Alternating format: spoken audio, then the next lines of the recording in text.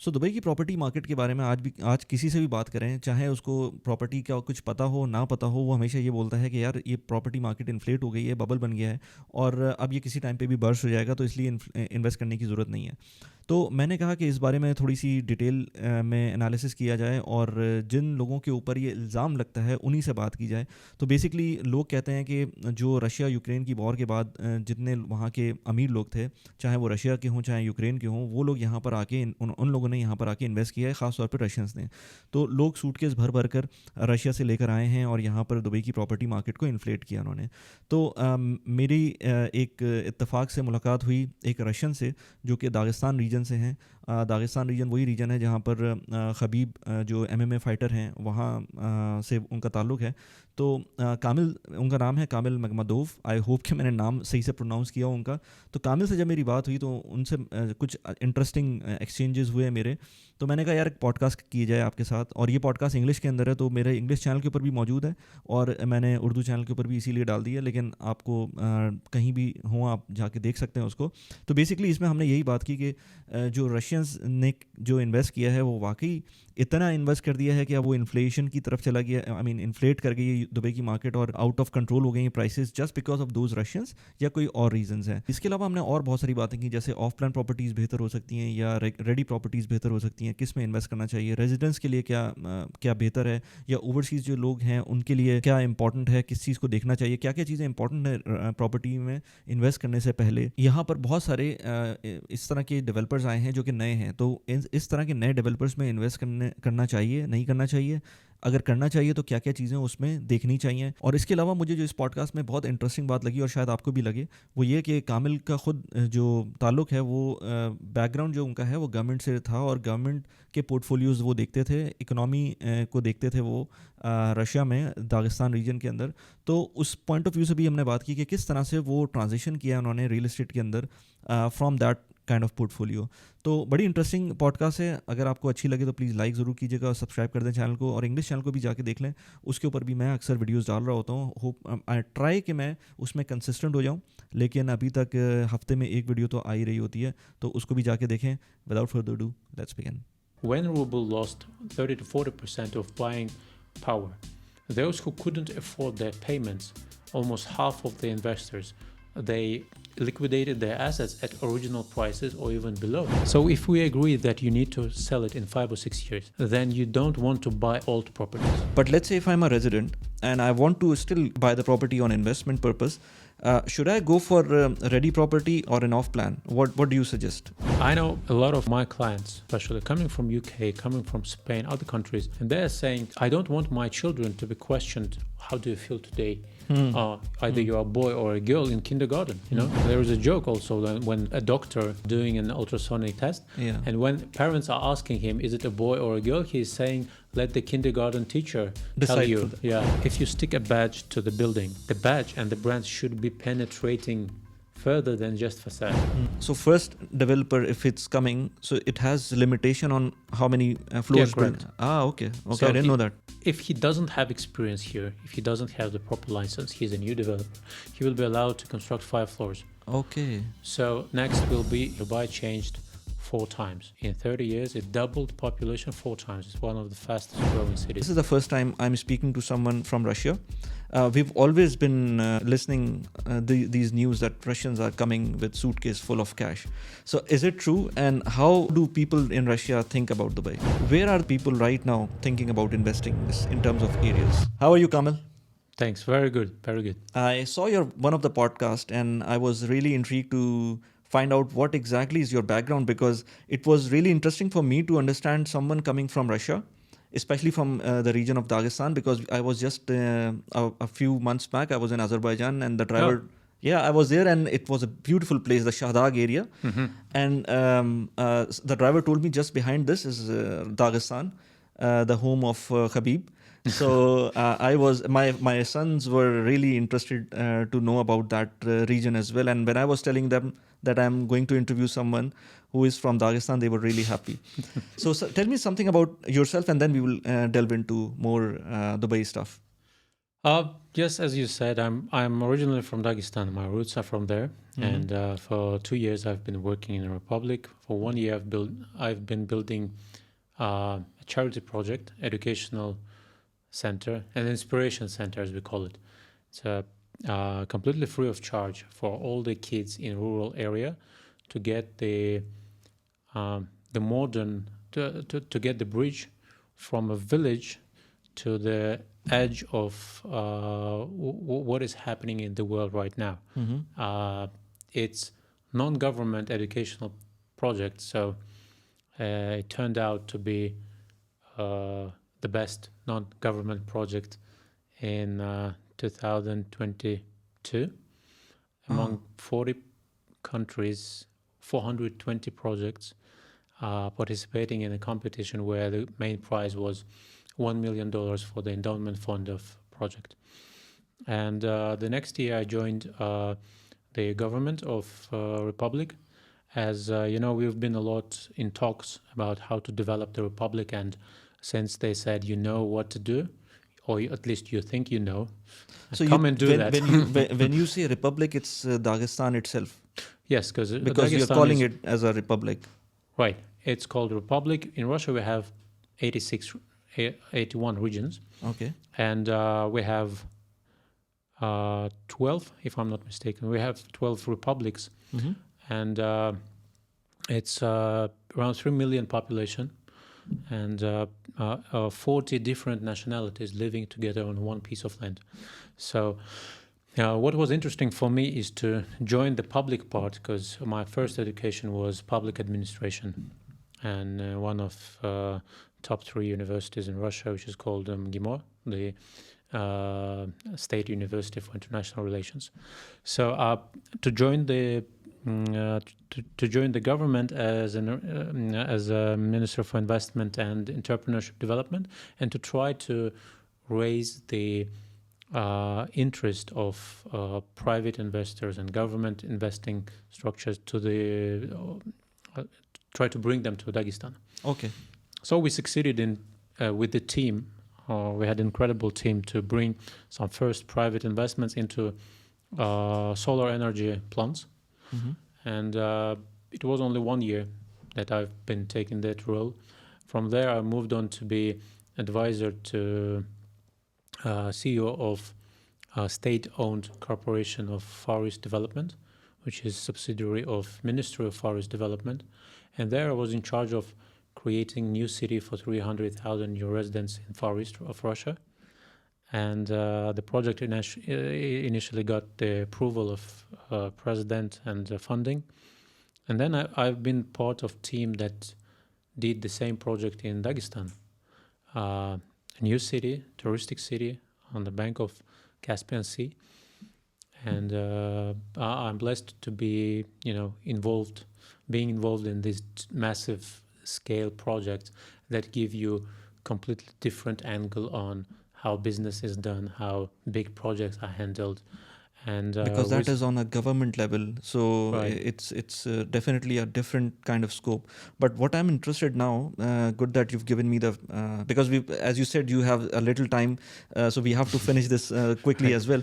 I want to just delve into why Dubai, like after so much of experience on government level, and you told me that you were involved with Forbes as well. Yeah, I've been advisor to Forbes CEO, and we are still in good relations. So the ministry, Forbes, and 10 years experience as I was a CEO of investment group before going to work with Dagestan. So all this experience combined is about 2 things: investments and development. So when I moved to Dubai, the answer what to do in Dubai was quite obvious, right?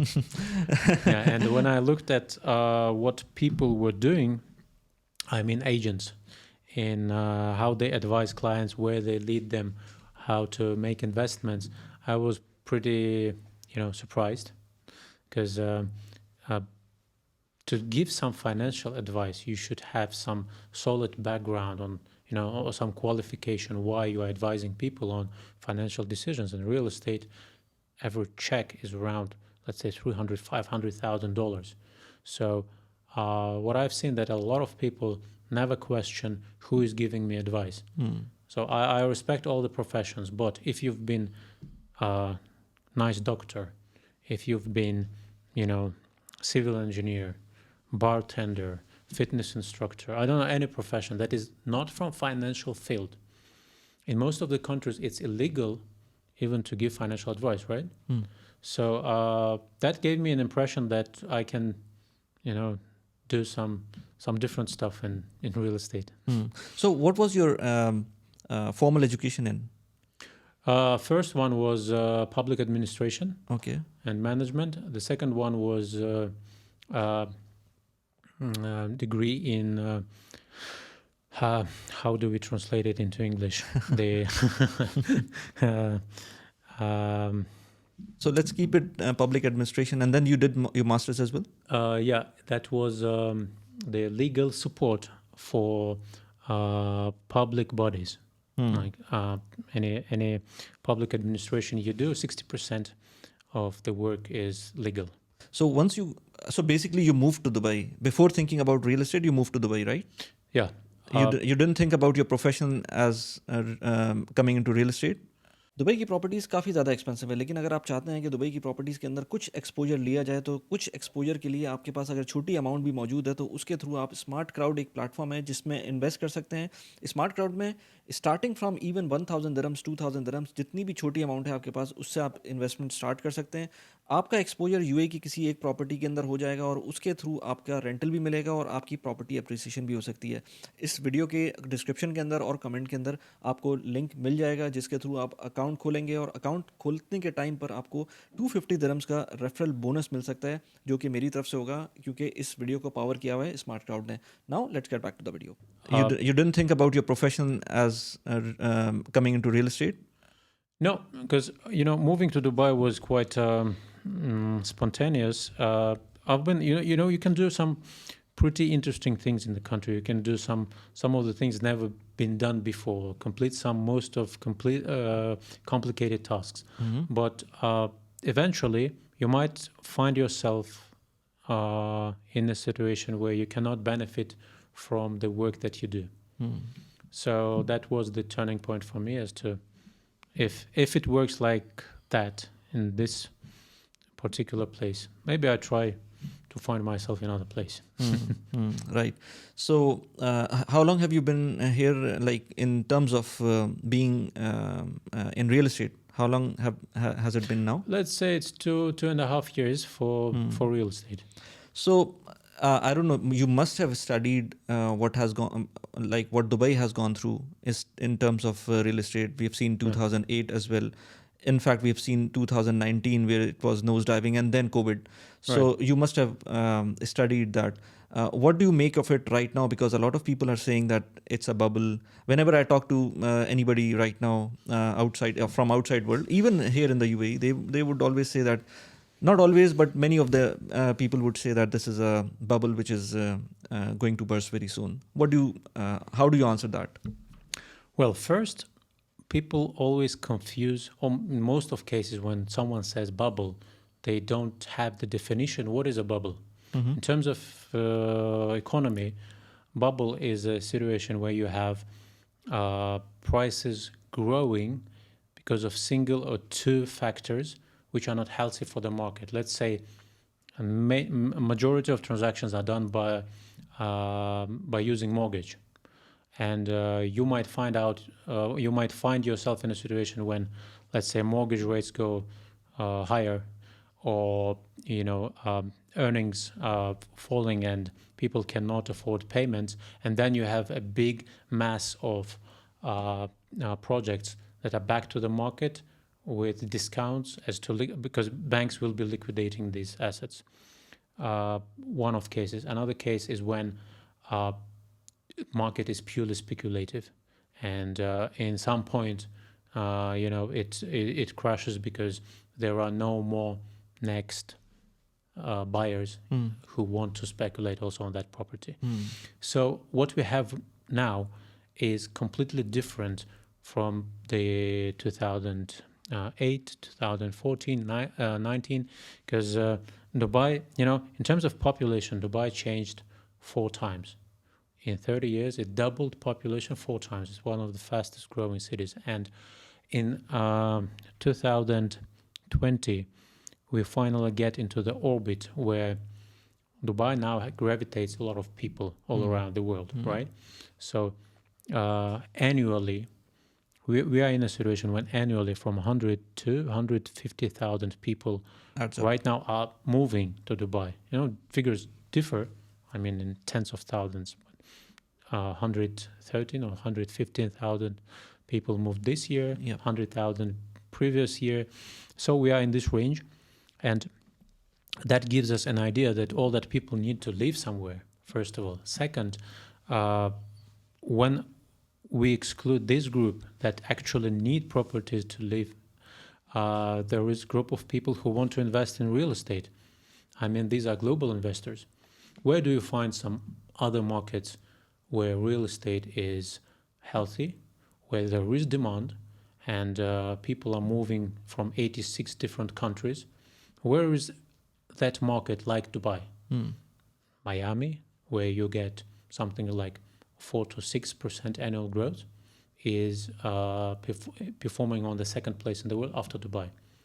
London is, fluctuating around 0% of property changes, because 0 point something percentage of prices change in London is a big event.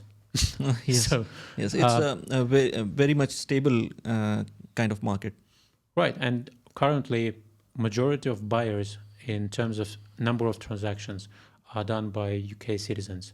So it means that London is currently losing this competition for the people to Dubai. Why would properties in Dubai cost less than in London, right? So prices eventually will catch up, because currently the urban environment, the lifestyle, the safety, etc., they are better in Dubai than in London and many other cities where people are moving from, right? Because nobody is forcing them. They are moving because they're choosing a better place to live, better place to raise kids, to do business. So if Dubai is now globally winning people from all other major global cities, why would properties here crash? Why would they go down? Why would they cost less than the cities that are losing to Dubai, right?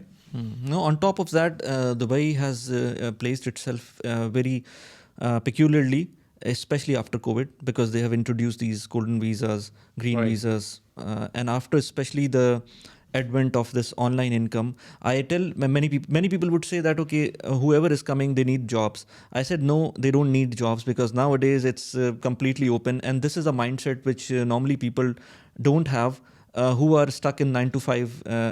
Actually, I'm also doing my 9 to 5, but I know what is the quantum if somebody goes into online income. Sometimes just a bit of, let's say if you do struggle for 1 or 2 years, you can start making the online income equivalent to whatever you're making 9 to 5, which people moving to Dubai, I know from a lot of regions like Europe, America, Australia, even Pakistan, India, they are coming, they've got money, they can spend, because Dubai is expensive, it's not cheap. I actually want to know from you, because this is the first time I'm speaking to someone from Russia. We've always been listening these news that Russians are coming with suitcase full of cash. So is it true? And how do people in Russia think about Dubai? On news, you sometimes hear a lot of things that you never meet in life. I wish I knew a lot of people coming with suitcases with cash. But what actually is happening, the demand from Russian investors peaked in, obviously when the war erupted, and they were buying whatever is on the market. So these were not the transactions where they had enough time to go through, whether this investment makes sense or not. So there were a lot of nonsense. They just wanted to park the money. Yes, they just wanted to buy anything available, and they did it not through analysis, not through approaching experts, but calling their friend, like, where you are living, which area? Oh, I'm living there. Okay. Is there anything for sale there? Yeah. Okay, I'm coming. Let's book that property. That's how two particular areas saw the main growth: Blue Waters Island, Dubai Hills. Really? Because for me personally, these two areas make no sense. I mean, in Dubai Hills, it's a nice place to live. So, there is some greenery. It's a nice location because you are in the middle of, main places where Especially you might for be getting. yeah.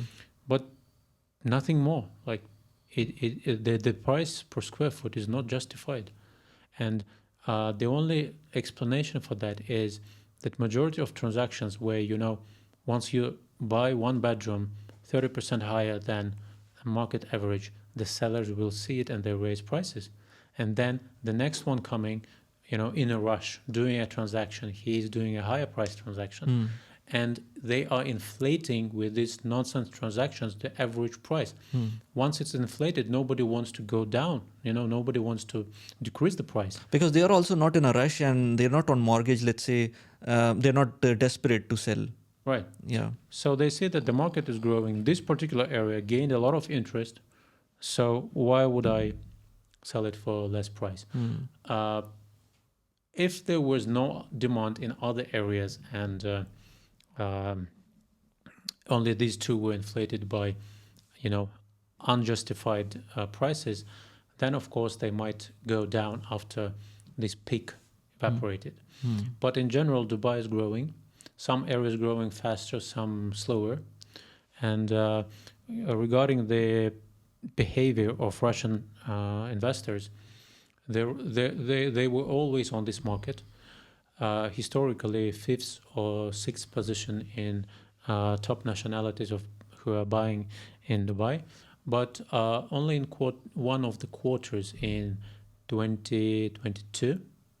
During the war, when the war started. Yes, it's because everyone rushed to buy something. They became number one, and then again, after some currency exchange rates did devaluation, Russian investors went back to 10th or 12th place in number of transactions. Really? And now British investors are number one, even more than Indians. No, I didn't know that they went to number 12 at some point. Ruble to dollar was 60 rubles per dollar. Now it's close to 100. So it lost almost 30-40% of purchasing power. And that was the moment when we made some, reality check.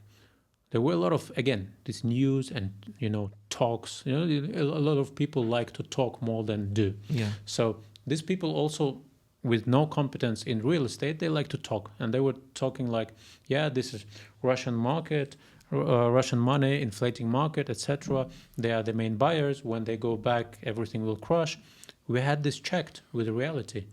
When ruble lost 30-40% of buying power, those who couldn't afford their payments, almost half of the investors, they liquidated their assets at original prices or even below in 23. So they purchased off-plan or mortgage? They purchased off-plan in 21-22. Okay. And those who couldn't afford paying in 23, they liquidated at original prices. So what happened?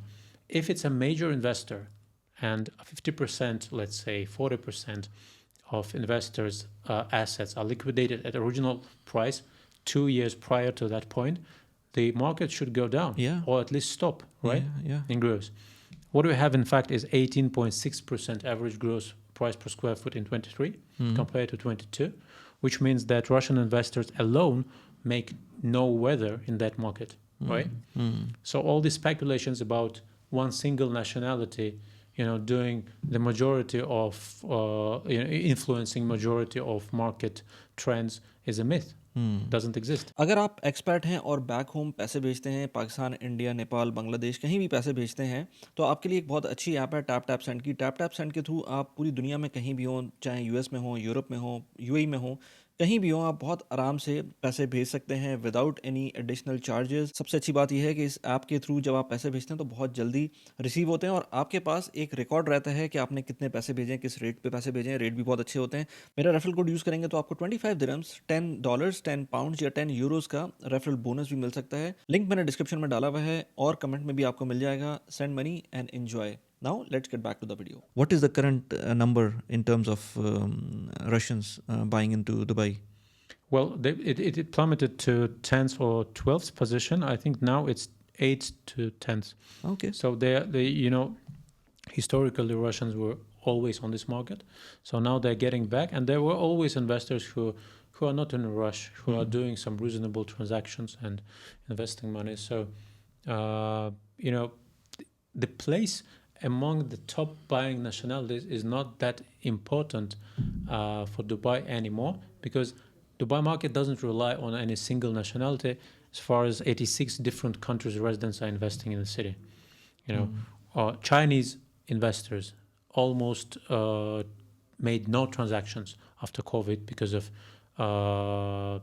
restrictions on money movement, and you cannot get officially money out of China and invest it into properties abroad. You will be paying something around 40% in taxes. Wow. So they are right now. They are If that embargo lifts up now, I could not imagine the prices of going, because China is huge with millionaires. Right. And if that embargo is not there, I cannot imagine the quantum of appreciation that can happen. Although good thing about Dubai is that you also have, unlike let's say Western countries or Western cities, they have a lot of red tape in developing the city. While here in Dubai, you can see whole community coming up within few, let's say years, 1 or 2 years, you can see things moving, which is not possible in Western. Well, there are some natural reasons for that, because in Dubai you don't have winters, you don't have what we have in Russia, for example, when temperature goes around 0, when it's minus or plus. That's the most dangerous point for any construction work, because water is freezing and defreezing. So you can get cracks in the concrete, you can get cracks in any other material involved, and it is bad even for metal. So that's why you should be waiting for proper weather if you're doing massive development. Because for a particular building, you can create, shelter and to warm it or to maintain temperature.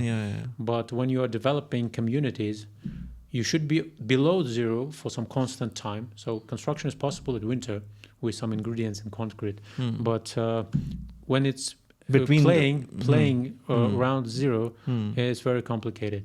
And you don't have, heating systems in buildings here. You don't have thick layers of insulation. Yes. You don't have to pay much attention to hydroisolation. So and foundations, they are much easier here than compared to other countries. So a lot of natural reasons why construction is delayed done faster. But what I say on the other side is that, let's say take London.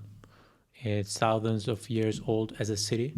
So the change in population is around 20% since 2008, if I'm not mistaken, till now. 2018 till now, it's around 20% change in population. Dubai almost doubled in population, and we didn't have historically here properties, done before, constructed before, as to accommodate people. So Dubai needs to catch up with the demand. So it's delivering the whole communities, because it is bad for Dubai to have spikes in prices, because that's a big spike in prices that is not catching up with the supply. It will eventually drop into some other extremes. Exactly. So when people talk that it's speculative, Dubai is doing it deliberately, they want prices to go high. Dubai doesn't want prices to go high. They want people to be living in Dubai. Exactly. Some of the best people all around the world, they're gathering. I mean, entrepreneurs, specialists, talents, and that reflects in number of visas you can get, right? Investor visa, talent visa. You can be a specialist, you can be PhD, you can be entrepreneur, and you have all the kinds of different visas, because they want to filtrate and to get the best people all around the world. So they don't want to spike and to earn on properties. They want it to be naturally growing. Of course, it should be growing in price, but the process should be balanced. Balance, yes. Now, coming back to the topic of, you were saying that Russian investors came to, let's say, Dubai Hills and Blue Waters.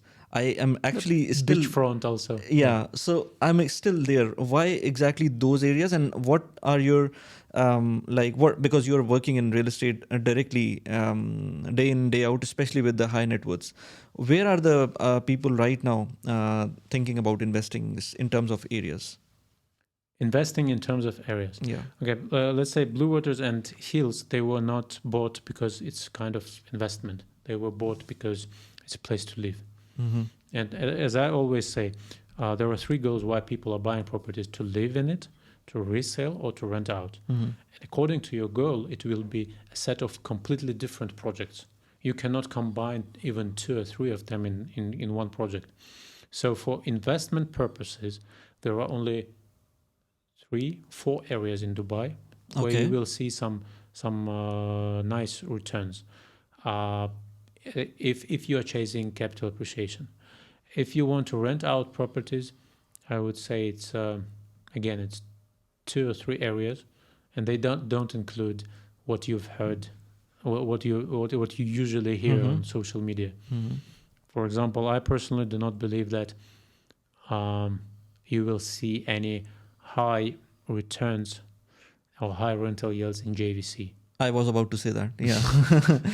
If you look at JVC, because I have some, experience in urban planning, any radial planning in any country, any city, always results in traffic jams. That's what we see right now.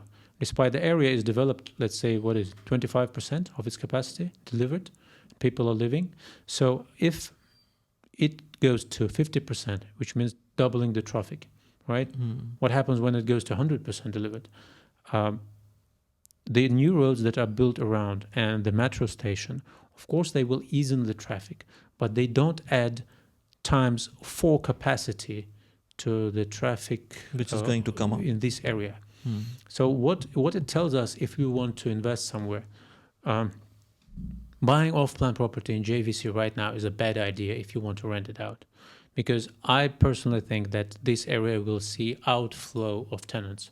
They will be moving into nearby areas because they are anchored to something, to the office, to school, to something else. That's why they choose this JVC area. So the nearby areas are JVT, Arjan, and maybe Sports City. So depending on that, I will rather invest in projects there, and I will see the rising demand and rising rental yields in 3 or 4 years. Because in 3 or 4 years, every year, JVC has the biggest number of projects handed over, right, currently. So imagine what happens in 3 years when your property is ready. So you shouldn't be investing where you see high rental yields now. You should be investing where they will be high in 3 years. For some reason, I like this area of Sports City. But I haven't seen a lot of buzz going around Sports City. Not even the developers are not pushing a lot of projects there compared to JVC. So what exactly is happening in JVC? I mean, I don't know why. Even from outside, when I talk to people, they are also interested in JVC. By the name, they don't know about Dubai, but they know about JVC, and they say that okay, we want to invest there. What is that phenomena? Well, JVC saw some massive amount of deals in terms of plots acquisition. So whenever a new developer is entering Dubai market, the easiest entrance point is to get a plot in JVC, and they get, let's say, 5 floors building, and that's your first project in Dubai. After that, you get permission to construct 12 floors, and then you can construct high-rise buildings. So JVC is kind of playground. Come again, please. So first developer, if it's coming, so it has limitation on how many floors. Yeah, correct. Okay. So I didn't know that. If he doesn't have experience here, if he doesn't have the proper license, he's a new developer, he will be allowed to construct 5 floors. Okay. So next will be, if I'm not mistaken, 12 floors, next building. And then he might be likely to get permission for a high-rise building. Right. So that's why JVC is kind of playground for new developers, and it's not bad because with the new developers, they will not be chasing high returns on their first projects. They will be willing to get an impression, on the market, on buyers. So they will be giving you better layouts, better finishings, more value for your money, as to get the market share. And that's a good case for you as an investor to get that much value. But again, JVC is not the place where you want to. Actually, you're absolutely right, because I've been making real estate videos on my Urdu channel as well. And what I've seen is whoever is coming as a first project, as a developer, it's coming as a first project. And although they might have got, because I know a few developers coming from Pakistan, they've got good experience back home, but here it's only their first project. If they are doing that, when I see their project, when I see their layouts and the price, I feel that it's cheaper than the rest of the markets. And probably it's the reason that they want to have this flagship project, the first one, to create an impression. And that's why I tell some people that if you think that this builder will last long, then you may go ahead with this, because it is giving you value for money. Because the senior the developer becomes, it raises the price. Correct. But what the only point that I make for investors is, unfortunately, there is a downside also. You don't want to experiment with your own money to take part in his experiment, right? For him, it's a first pilot project. It's an experiment. He's selling you pictures and brochures. He doesn't have track record here. You don't have a building where you can enter and check if previous project was delivered the same way like on pictures. So we don't go for that kind of projects as investors, because when you're investing money, first question is how not to lose it. Second question is how much I can earn, right? Especially something above $300,000. So we go for developers who have delivered successful at least one project. Okay. Then you can say, yes, I still get good value, but I'm safe because this is the brochure, this is the reality. One of my favorite is, let's say, Imtiaz, Iman, Prescott. So these developers are quite new for the market, despite they have some experience as contractors, as developers in other countries. Exactly. Actually, these three names that you've taken, I've already got the videos for these three of them. And yes, you've mentioned one point very precisely, that about the contractors, that they might be earlier doing for 20 years, they've been contractor, and now they're coming as developers. So you might know that they have some experience. Maybe they're delivering their first project as developer, but they have some experience before. Yeah, right.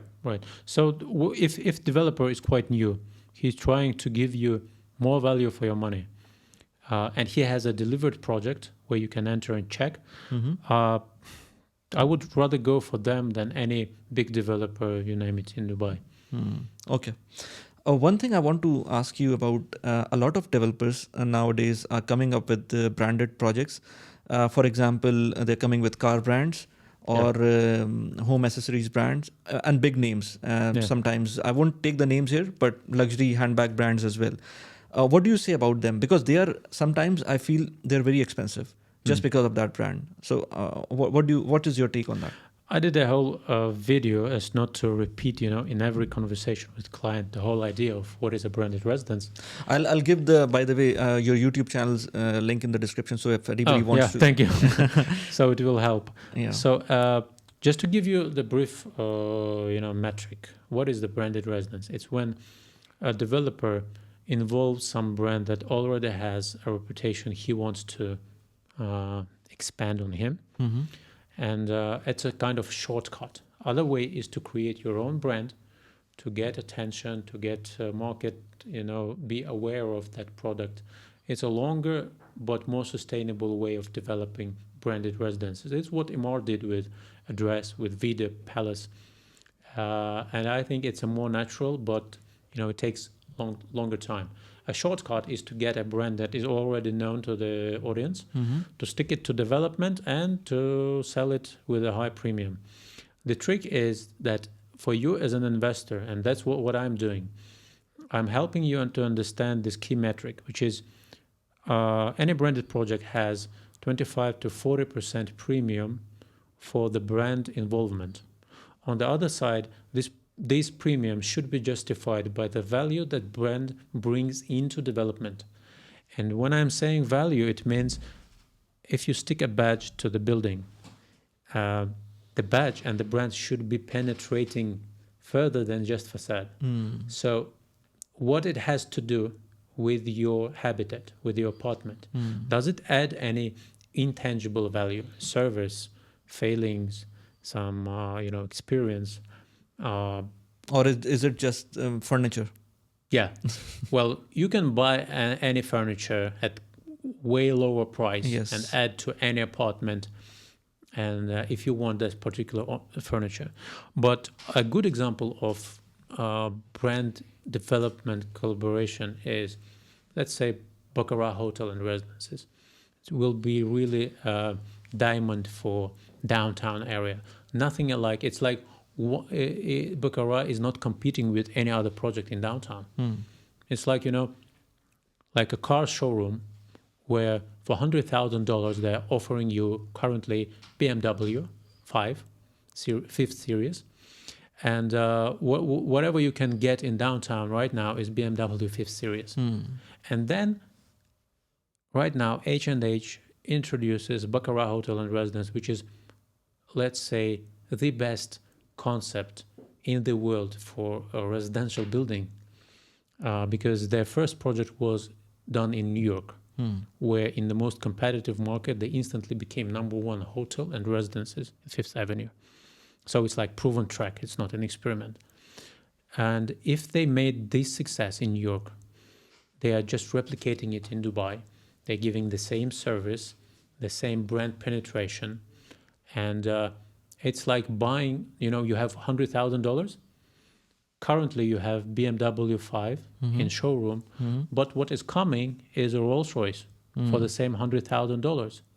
So that's why one of the reasons why I advise my clients who want something ready in downtown and they are ready to pay something more than $5 million, I say don't buy anything.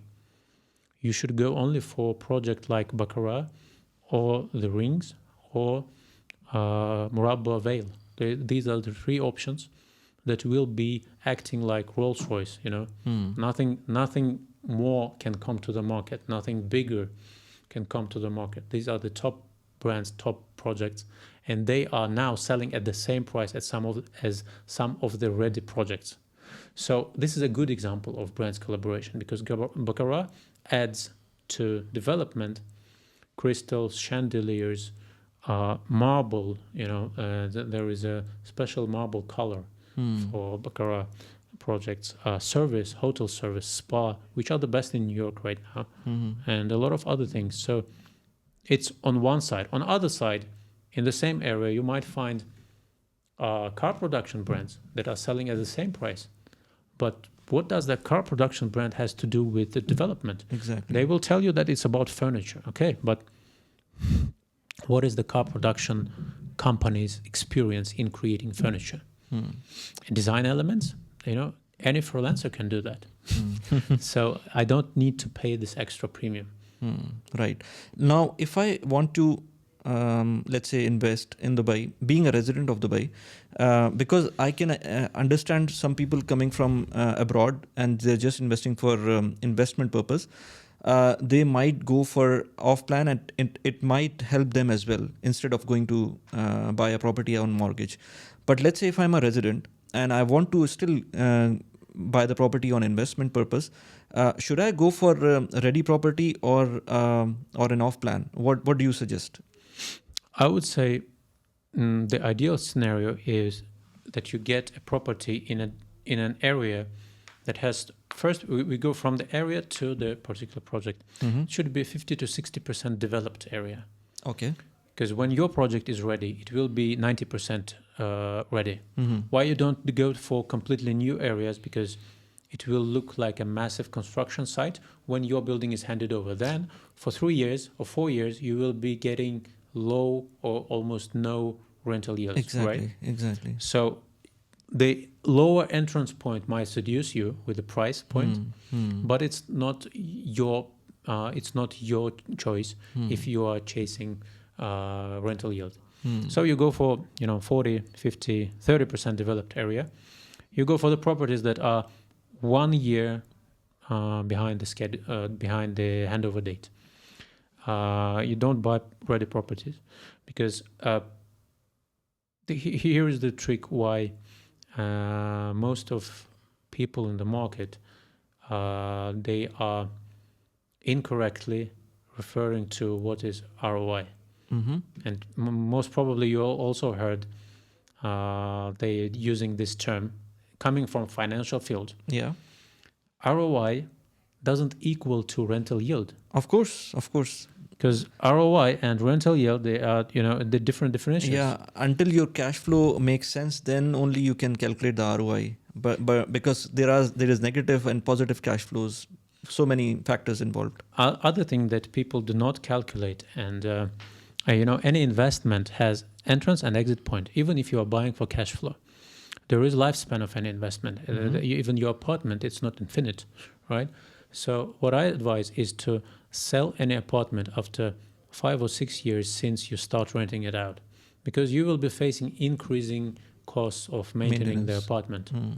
So if we agree that you need to sell it in 5 or 6 years, then you don't want to buy old properties. And you don't buy, you should keep in mind also that the capital appreciation part.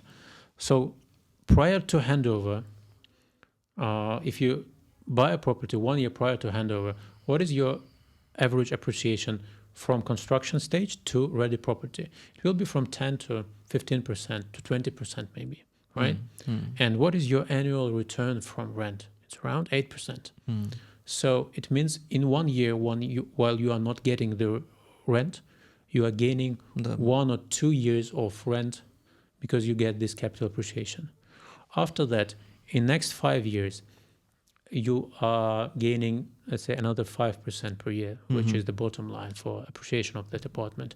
And when you resell it, you should keep that 25% in 5 years and 15% on handover, which gives you 40%, right? Right. Plus you get 40% from rents. So if you combine this, you divide by 5, then your ROI is around 15 to 20%. It's not 8%. So basically, what you're saying that if you buy at a sweet point of handing over the building before, let's say, buying an apartment before 1 year of handover, and then keep it for 5 years, let's say, keep it on rent, and then sell it. So the span is almost 6 years. Yeah. Then ROI for, let's say, this. For this investment probably would be 13% annualized, because the capital appreciation and everything once it's catered for. What about let's say a villa or townhouse? Is it going to be the same kind of calculation? Yeah, they see a higher appreciation because there are less offers on the market. We are undersupplied in terms of low-rise buildings and townhouses and villas. Some of them see 50-60% appreciation in 2 years, in 1 year, especially if we look at projects started in 21. Yeah, it can be higher returns, but again, all depends on area, anchors, and let's say I would not invest into villas, townhouses around Al Maktoum Airport. That's not an investment for me personally. Maybe I don't understand something, but I don't see any city in the world where living next to the airport is a selling point for a property, right? Because noise and pollution and other matters. But if we look at the strip from Jebel Ali to Al Maktoum Airport, this whole area will see massive investments, injections by government, around $80 billion if you combine all the plans that are there for investments. And definitely you want to invest in that area. You put your money next to government's area, the government's investments, and that's how you grow your investment for sure, right? For this whole strip, I'd rather go for anything in Expo, because Expo is the only place that can take role of downtown for this whole strip. Everything around it right now is low-rise communities, right? And it's developed as well somehow. Yeah, and it's most developed area. It's the first case in Dubai when all the infrastructure is ready. F&Bs, services, everything is up and running. And now they introduced the very first residential projects. So I tell my clients, if you want to chase the capital appreciation, only two areas where you buy anything available. It's Expo and Dubai Island. Dubai Island is Dubai's main bet on tourism development. 80-something hotels to be introduced to that area. It's the most ready community for properties to be delivered, because Jebel Ali will take, in my estimations, another 7 or 10 years to get into that stage. Dubai Island is more ready in terms of infrastructure. Right. And so in that strip, I would definitely go for anything in Expo because of payment plans, because of the how ready it is. And it's 4 minutes metro station. It's 4 minutes. And Expo is 4 minutes drive, from Al Maktoum Airport, and metro station is there. It connects you to anything in Dubai, and mall is there. Biggest exhibition pavilions will be there. Yeah, of course. Next to $2.8 billion expansion plan was approved last week. So which means it will see 4 streams of potential buyers or tenants of your properties. 160 something companies sitting already there, including Emirates headquarters, DP World headquarters. So they create demand for properties for people who are really earning money. But the nearest accommodation of some nice level is 15 to 20 minutes drive. They are in Marina, in Emirates Hills, etc. So you have metro station, you have some biggest events happening in Dome. And you have biggest number of people coming for exhibitions, events, etc. into these deck pavilions. Exactly. So yeah, that's yeah. Now, if I turn the page and talk about something which is I'm interested in as well, because a few people I've met, because you're still working with one of the real estate agencies, right? Yes, correct.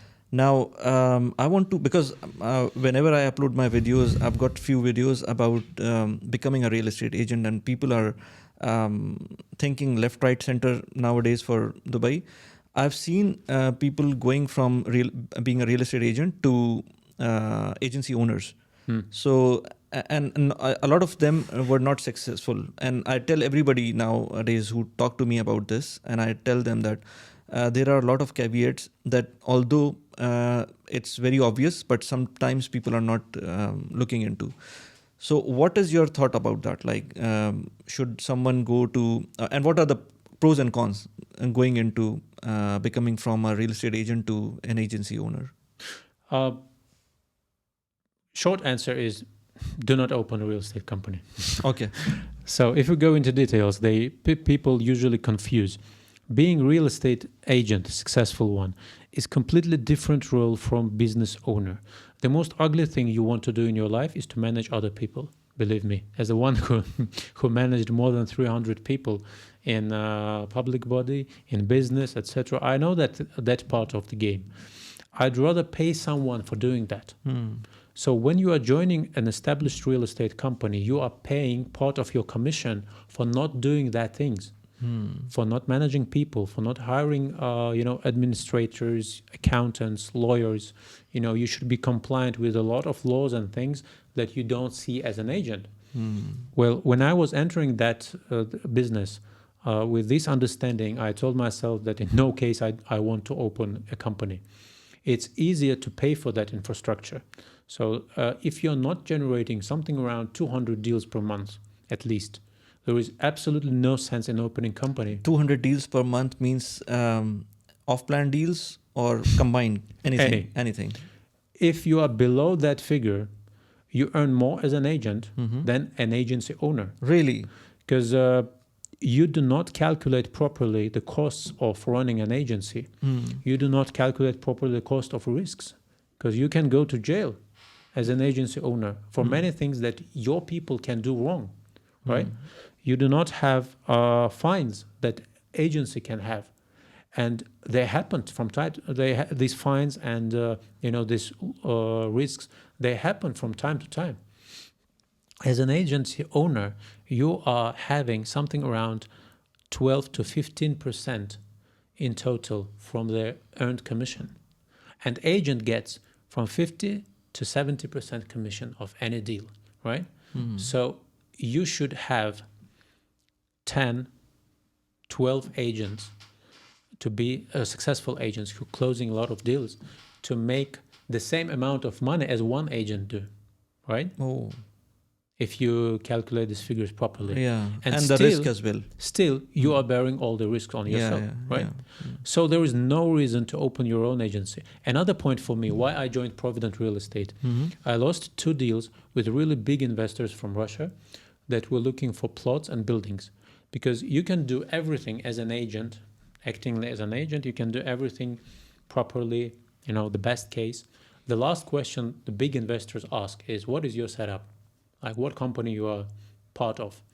If you're your own average real estate company owner, or if you are tier 2, tier 3 company in the market, tier 1 investors do not deal with you. It's the same in any business. That's why companies like KPMG, Deloitte, and Pricewaterhouse exist, the top 4 in any country.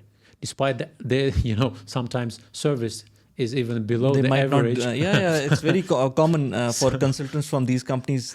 They're not delivering the way that they should be, and they're charging for that, but still they're there. Everyone knows it, but still the biggest companies, the biggest investors are working with the biggest consultants. The same for real estate. Tier 1 companies, they are top 3 in Dubai. I personally had the chance to work with any of them, and I chose Provident because of the incredible team and CEO of the company. So that's why I chose to work with a big company instead of doing something on my own. And that's a big mistake. When people do not calculate all the costs and profits and look only at profits, like why would I share my commission with anyone? You don't know what you are sharing it for, because believe me, you don't want to take all that part of work on yourself. So this is insightful as well, because a lot of people that I meet say the same thing, that why should I share my profit? But they don't talk. The same goes for, let's say, buying versus renting as well. Sometimes the people who are renting, they don't consider the cost associated with owning a property. Same goes here as well. I also want to touch base, although we've got little time left, but I want to touch base, and I thought about it while preparing for this podcast, about the woke culture in the West. And people are coming, probably you must be hearing a lot about that. Once people are moving from the West, they don't want to stay there anymore, because things have changed in last few years, let's say 4 or 5 years, because they have been not only about the inflation or cost of living back in the Western countries, but also about this issue of LGBT and these things, which is not present in Russia, I believe. So do you think that this is also impacting influx of many people from the West to Dubai?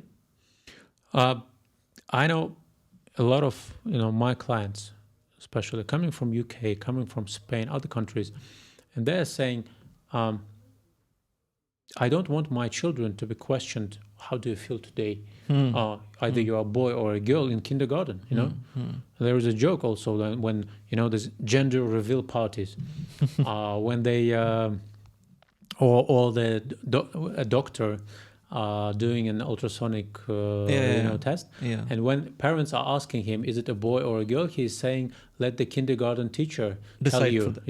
Decide to tell you, okay. If he's boy or a girl. Really? So there are some, extreme dimensions of that agenda pushed down the throats of people who either like it or not. And of course, that makes people move to other places. And that's, again, choice one of one. Name any other city that has this lifestyle level, the urban development level, the opportunities in doing business, the growing economy, the safety, the educational system, where on top of it you have proper family values kept, safeguarded. And that's one of, let's say, 12 points why people are moving to Dubai. Awesome. Kamil, thanks a lot for this insightful discussion today. Towards the end, do you want to say something? You've said a lot already, but still. Since I'm coming from real estate, I would say if you're considering buying something in Dubai, better do it now than finding yourself in 5 years in a situation when you cannot afford the same property, where value didn't change, but the price is unaffordable right now. But because we will be seeing that inevitably. And do not believe in the rumors, stick to facts and figures. Right. Thanks a lot, and I'll put all the credentials of yours. Follow Kamil on LinkedIn as well. I just told him that he should start working on his LinkedIn, because this is something, personal branding, you've already got great aura, and you've got a YouTube channel, but I would suggest you to have some LinkedIn presence as well. Thank you.